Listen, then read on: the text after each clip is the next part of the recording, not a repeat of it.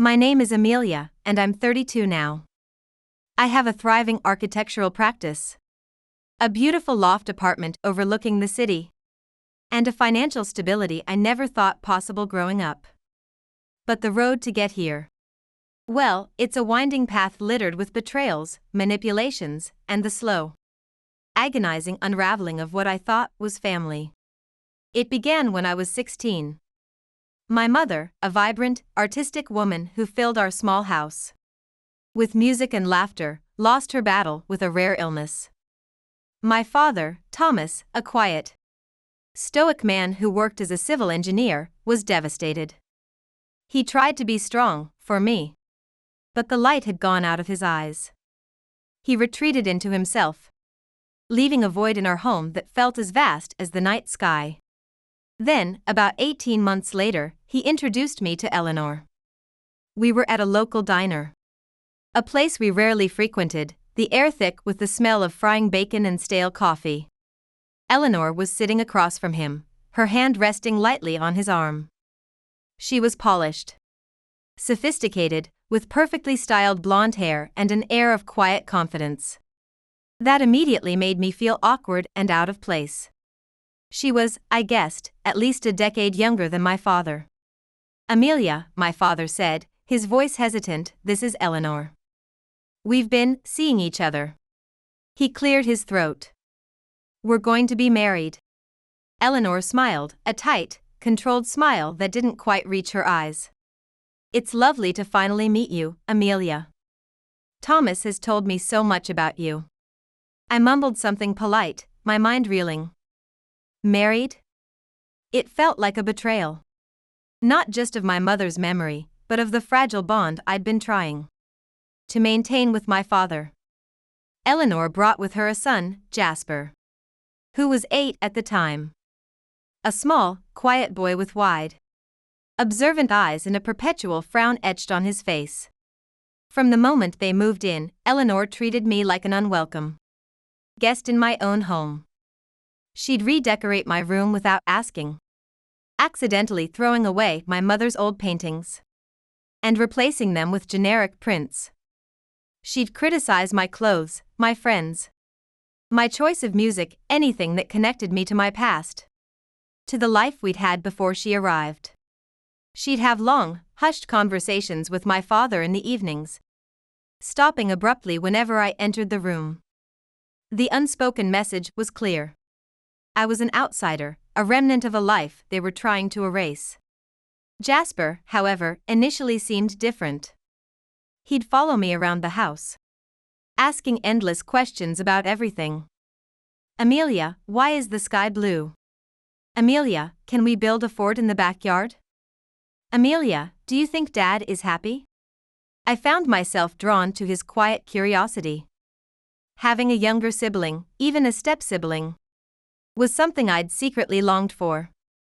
I'd read him stories, help him with his homework, and even teach him how to draw, a skill I'd inherited from my mother. For a brief, fleeting period, it felt like maybe, just maybe, something positive could emerge from this sudden upheaval in my life. But that fragile hope didn't last. The change in Jasper was subtle at first. He stopped seeking me out. He'd avoid eye contact.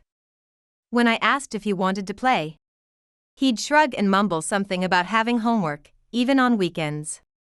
One afternoon, I overheard Eleanor talking to Jasper in the kitchen. I was standing in the hallway, about to enter, when her voice, low and laced with a chilling sweetness, stopped me. Jasper, darling, she said, you don't need to spend so much time with Amelia. She's not really your sister. She's just your father's daughter from his previous life. You have your own friends, your own life. Focus on that. The words hit me like a physical blow. It all clicked into place, Eleanor's coldness, Jasper's growing distance, it was all orchestrated. She was deliberately driving a wedge between us, ensuring that Jasper never saw me as family. She was isolating me, piece by piece, from the only family I had left. After that, I stopped trying. The pain of rejection was too much. Every time Jasper looked away, every time he refused my offer to help. It felt like a fresh wound. So, I poured my energy into my studies. School became my refuge, my escape. I excelled in my classes, particularly in art and math. A combination that eventually led me to architecture. When I received a full scholarship to a prestigious university across the country, it felt like a lifeline. It was a chance to start over, to build a life where I wasn't defined by Eleanor's manipulations or Jasper's indifference. University was transformative. I thrived in the challenging academic environment, made lifelong friends, and discovered a passion for sustainable design. After graduation, I landed a job at a renowned architectural firm in the city. My career took off quickly. I was assigned to high-profile projects, received accolades for my innovative designs, and quickly climbed the corporate ladder. Within a few years, I was able to buy my own apartment, a sleek, modern space with floor-to-ceiling windows that offered breathtaking views of the cityscape.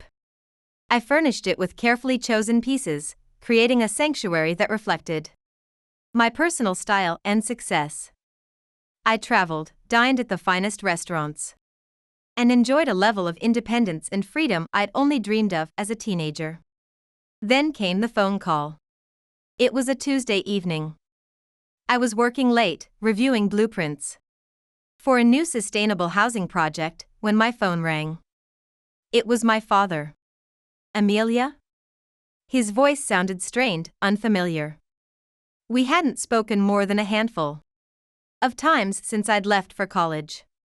Brief, awkward calls on holidays, filled with forced pleasantries and long silences. I always suspected Eleanor was behind the lack of communication. She had a way of monitoring his calls, always finding some excuse for him to hang up quickly. Dad? Is everything all right? I asked, a knot of anxiety forming in my stomach. We. He hesitated. We need to talk. Could you come over? This Sunday? My first instinct was to refuse. The thought of returning to that house, of facing Eleanor and Jasper, filled me with a deep sense of unease. But something in my father's voice, a hint of desperation, made me agree. Okay, I said, my voice barely a whisper. I'll be there. That Sunday, I drove to my childhood home, my hands gripping the steering wheel tightly. The house looked smaller than I remembered, the paint peeling slightly, the garden overgrown. It felt like a relic of a bygone era, a stark contrast to the vibrant, modern city I now called home. Eleanor greeted me at the door, her smile surprisingly warm, almost welcoming. Amelia. It's so good to see you. You look wonderful. She even offered a brief, awkward hug. I stood there, stunned, unsure how to react. This was the same woman who had systematically dismantled my relationship with my father and brother. Had I somehow stumbled into an alternate reality? The charade continued throughout the afternoon. We sat in the living room, making small talk about the weather, the local news, and my career. Eleanor was attentive, asking questions about my work, complimenting my achievements. Jasper, now a lanky teenager with a sullen expression and a perpetually bored look, sat slouched on the sofa, scrolling through his phone, occasionally glancing up, with a flicker of something unreadable in his eyes. Then, about an hour into the visit, the real reason for the invitation became clear. Amelia, my father began, his gaze fixed on his hands, we've been having some difficulties.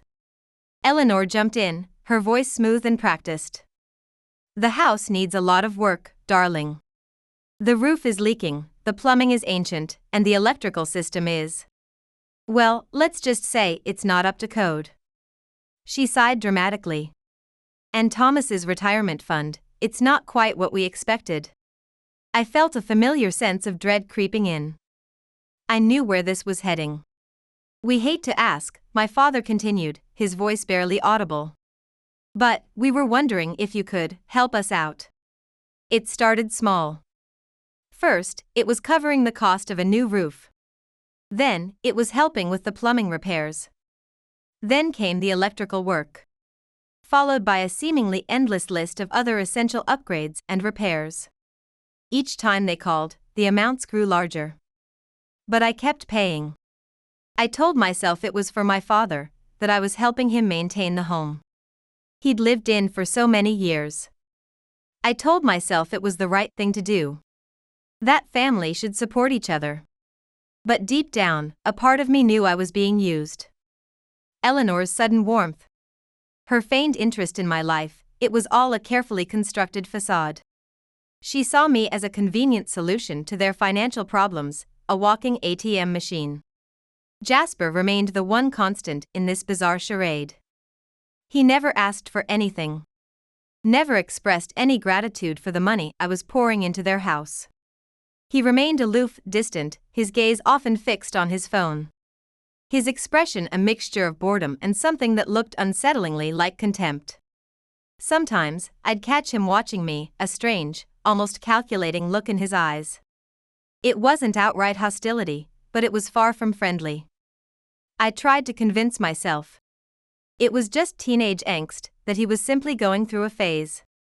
But a nagging voice in the back of my mind whispered that it was something more, something deeper. The call came on a Wednesday morning. I was in a meeting with a potential client, discussing plans for a new eco-friendly resort, when my phone buzzed. It was Eleanor. "Amelia, darling," she gushed, her voice dripping with false enthusiasm. "We're planning something very special." I braced myself. Jasper is turning 19 next month, and we want to throw him a graduation party. He's finished his first year of community college, you know. She paused for dramatic effect. It's a big milestone. I knew what was coming next. "We're a bit short on funds," she continued, her voice taking on a familiar whine. "And we were hoping you could help us make it a truly memorable occasion." I rubbed my temples, feeling a headache coming on. "What kind of party are you planning?" I asked, my voice flat. "Oh, nothing too extravagant," she assured me quickly. "Just a nice gathering at a local event hall. But we want it to be special. You know, good food, a DJ, decorations, all his friends will be there." Despite my growing resentment, a part of me felt a flicker of something. Maybe this was an opportunity. Maybe this was a chance to finally connect with Jasper, to bridge the chasm that Eleanor had so carefully constructed between us. "What do you need help with?" I asked, already mentally calculating the potential cost.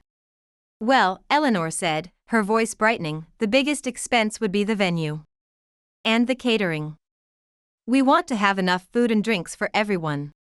And you know how teenagers eat." I agreed to cover the cost of the venue and the catering. I contacted a reputable event planner I'd worked with on corporate events.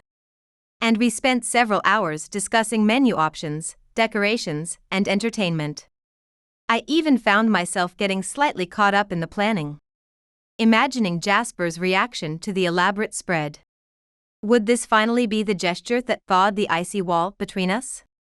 A few days later, my father called. "Amelia," he said, his voice hesitant, "there's something else we need to discuss." I sighed inwardly. Here we go again. "It's about Jasper's future," he continued. "He wants to transfer to a 4-year university. He's been accepted to state, you know." I knew where this was going before he even finished the sentence. State University was a prestigious institution with a hefty price tag. "Anne," I prompted, my voice tight. "Well," he said, his voice trailing off, "tuition is quite expensive." And we were hoping. Surprisingly, I didn't feel the usual surge of anger and resentment. Instead, a strange sense of calm washed over me. I thought about Jasper. About the years of distance and indifference. I thought about Eleanor's manipulations. About my father's passive complicity. "How much is tuition?" I asked, my voice surprisingly steady. My father started listing figures, but my mind was already racing ahead. "I could afford it. It would be a significant expense, but it wouldn't break the bank. And maybe, just maybe, this could be the turning point. Maybe this could be the gesture that finally made Jasper see me as something other than a convenient source of money. That night, I sat on my balcony, sipping a glass of wine, and made my decision. I would pay for Jasper's tuition. I would announce it at his graduation party. It would be my gift, a symbol of my commitment to family. Even a family that had consistently treated me like an outsider. I spent the next few days finalizing the arrangements with the event planner, choosing the perfect cake, and crafting a short speech for the party. I imagined the look on Jasper's face when I made the announcement. Would he finally smile? Would he finally acknowledge me as his sister? 2 days before the party, my phone rang. It was Jasper. My heart skipped a beat. He had never called me before. Hello? I answered, my voice trembling slightly. Amelia, he said, his voice cold and devoid of any emotion. About the party? Yes? I prompted, my heart pounding in my chest. I'm revising the guest list, he said, his tone flat and businesslike. Mom and Dad invited, too many people. So, I'm making some cuts. He paused. I'm cutting you. The words hit me like a physical blow. I felt the blood drain from my face. What? I stammered, my voice barely a whisper. Jasper, I don't understand. I'm your sister. He let out a short, harsh laugh. It was a sound devoid of any warmth or humor. No, you're not, he said, his voice dripping with contempt. That's the point. This party is for actual family and close friends. You're neither. You were just some random person living in our house. I never wanted to be near you. You were just there. I gripped the phone tightly, my knuckles turning white. The room seemed to be spinning. By the way, he continued, his voice laced with a sneer. If you already got me a gift, or whatever, you can just have it delivered. You know, by courier. The line went dead.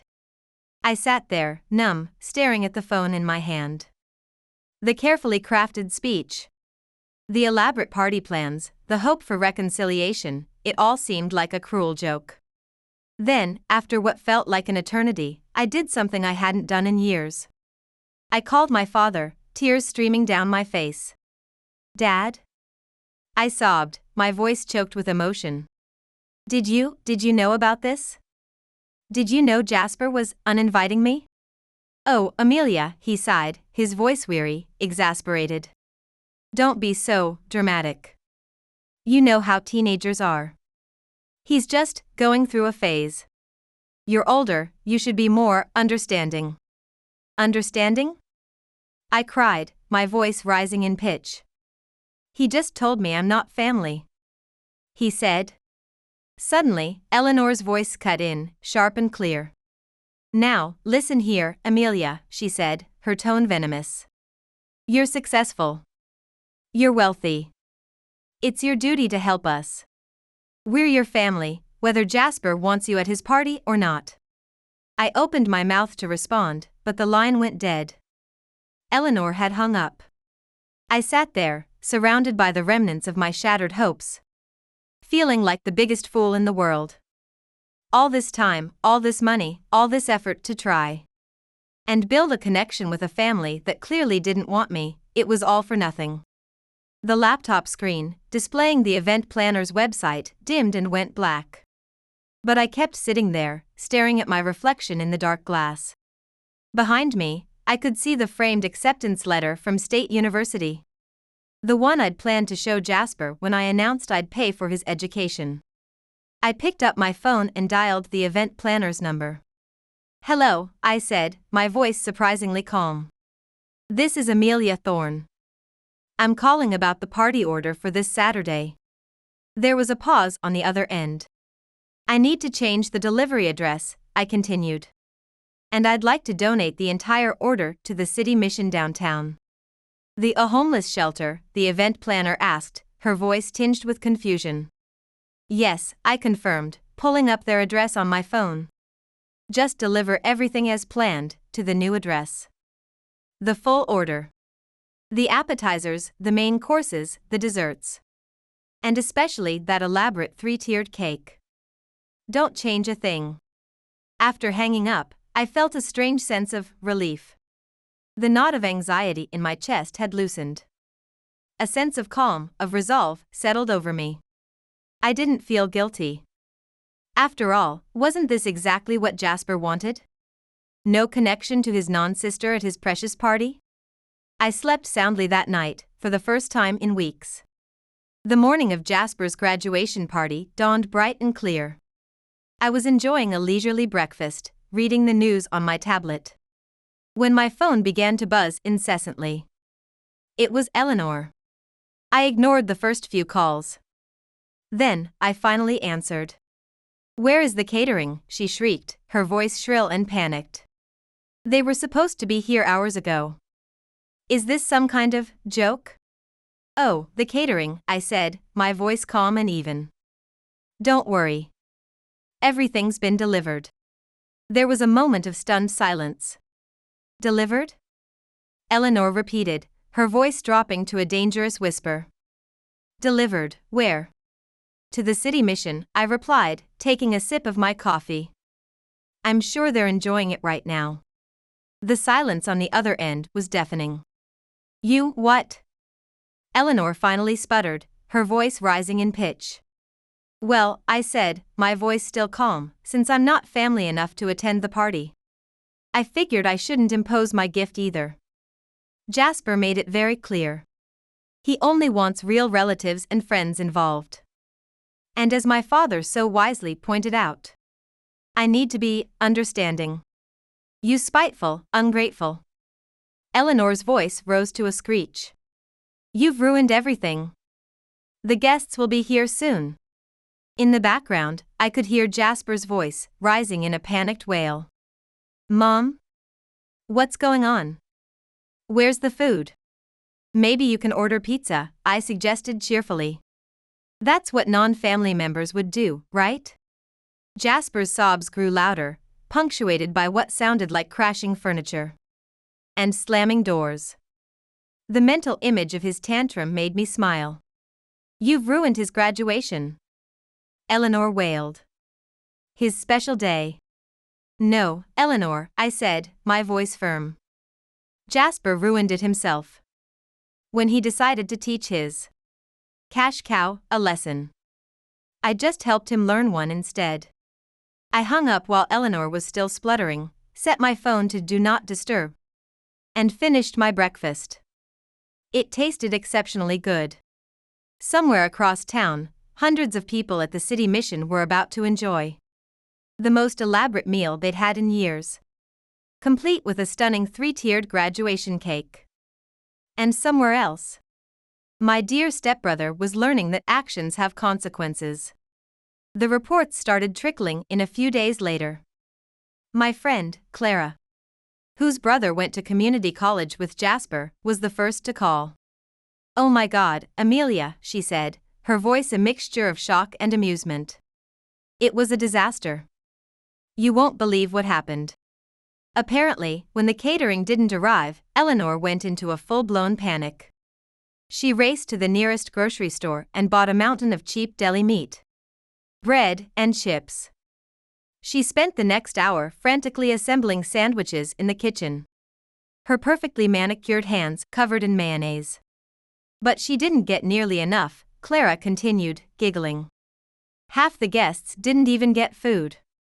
They were standing around, holding empty paper plates, looking completely bewildered. "What about the cake?" I asked, trying to suppress a smile. "Even better," Clara snorted. "Your dad went to a local bakery and bought whatever they had left. He came back with a box of stale donuts and a few sad-looking fruit pies." People were literally holding up half a sandwich and a stale donut, trying to figure out what was going on. "And Jasper?" "Complete meltdown," Clara said, her voice dropping to a conspiratorial whisper. "I mean, nuclear. He was screaming, crying, throwing things around. Someone got hit in the face with a flying bottle of body lotion.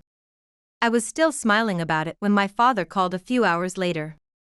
His voice had that forced calm quality that meant he was trying very hard to sound reasonable. "Amelia, honey," he said, "we need to talk about what happened. What you did, it really hurt Jasper. But I understand. And I forgive you." I almost laughed out loud. "You forgive me?" "Yes," he said magnanimously. "It's water under the bridge. But we need to discuss something more important. Jasper's college education." And there it was. The real reason for the call. "Actually, Dad," I said, my voice firm. "There's nothing to discuss. I won't be paying for Jasper's education." There was a moment of stunned silence. "What?" he finally exploded. "What do you mean you won't pay? You promised. You can't do this to your brother." "My brother?" I repeated, my voice laced with sarcasm.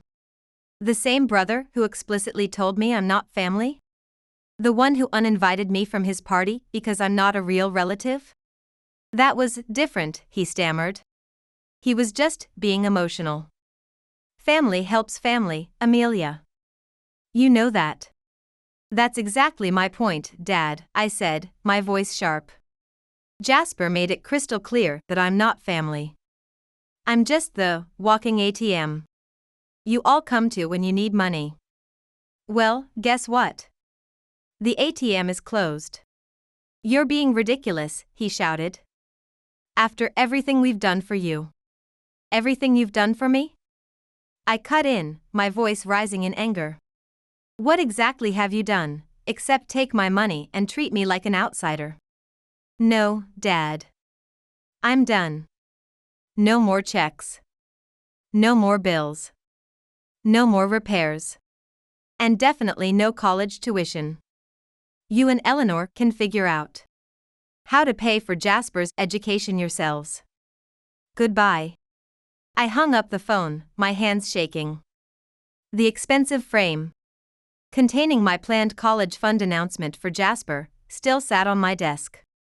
I picked it up, looked at it one last time, then dropped it in the trash. The campaign started about 3 days later. First came the calls from Aunt Beatrice. Then Uncle George, followed by a string of cousins I hadn't spoken to in years. My phone buzzed constantly with messages and voicemails, all variations of the same theme. "Amelia, you can't do this to your brother. Family has to stick together. Think about Jasper's future." Apparently, my father and Eleanor had been busy spreading their version of events to anyone who would listen. Poor Jasper, denied an education by his cruel, selfish stepsister who refused to share her wealth. They conveniently left out the part about uninviting me from the party, or declaring I wasn't family. I stopped answering calls from unfamiliar numbers. When family members did manage to get through, I'd simply hang up as soon as they mentioned Jasper or college. After a few days, I just turned my phone off completely. But they weren't done yet. One morning, I opened my apartment door to find Eleanor and Jasper standing there. Eleanor's finger poised over the doorbell, ready to keep pressing it until I answered. I slammed the door in their faces. They came back the next day, and the next. Sometimes together, sometimes separately. I started using the back entrance to my building and instructed the doorman not to let them up. Then, about a week after the party fiasco, a text message from Jasper popped up on my phone. "Amelia," it read, "we need to talk. I know I overreacted about the party. It was stupid.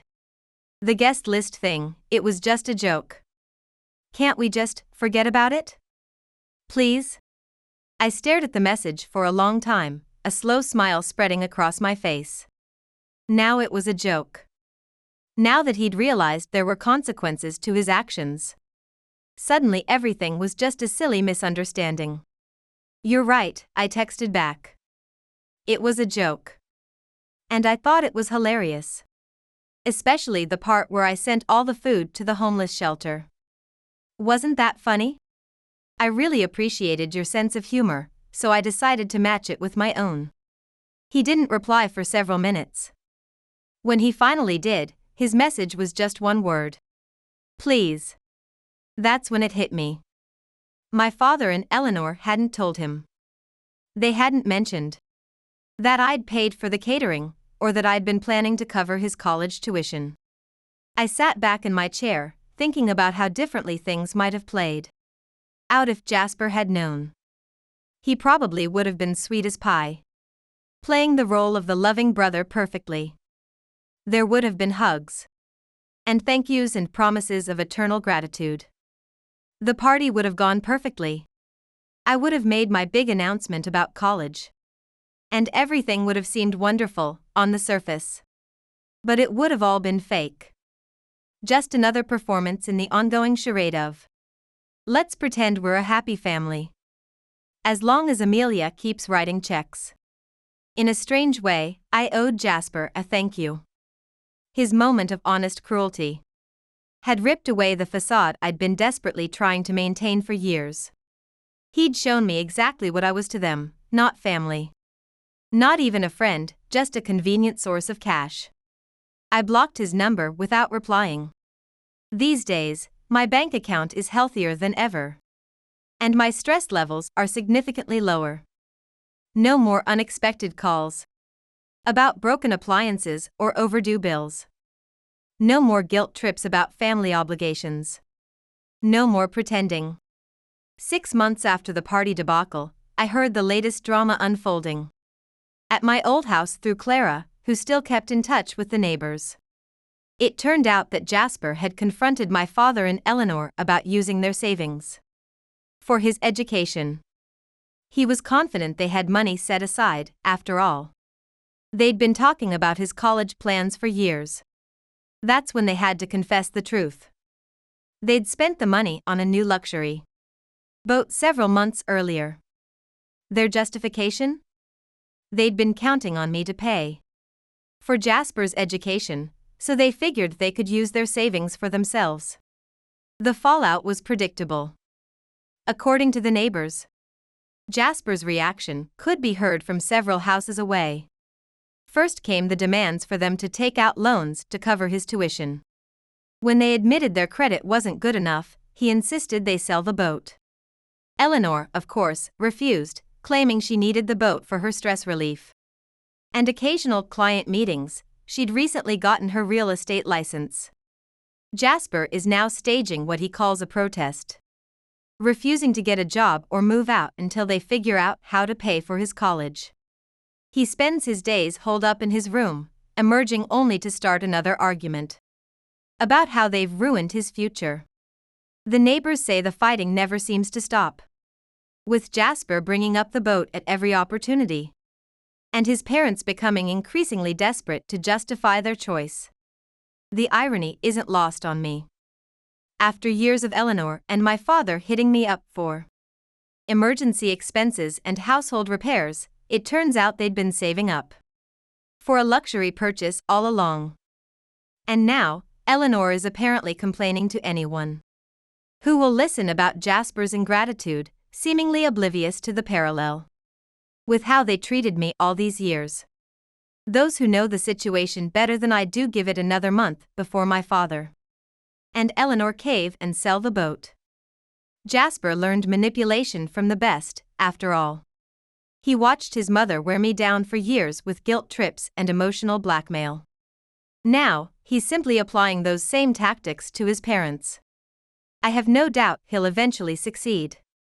The boat will be sold, he'll get his tuition money, and the cycle of manipulation will continue. He's his mother's son, through and through. Why work for something when you can pressure others into giving it to you? But it's not my problem anymore. Let them deal with the monster they created. My own life has found a peaceful rhythm without them in it. My savings account grows steadily, now that it's not being drained by their constant demands. I've started taking pottery classes, something I'd always wanted to do. And I'm planning a trip to Italy, a long-held dream. No more setting aside my own aspirations to fund theirs. The silence, once a source of pain, is now a source of strength. It's the silence of boundaries, of self-respect, of a life finally lived on my own terms. The inheritance of silence, it turns out, is priceless.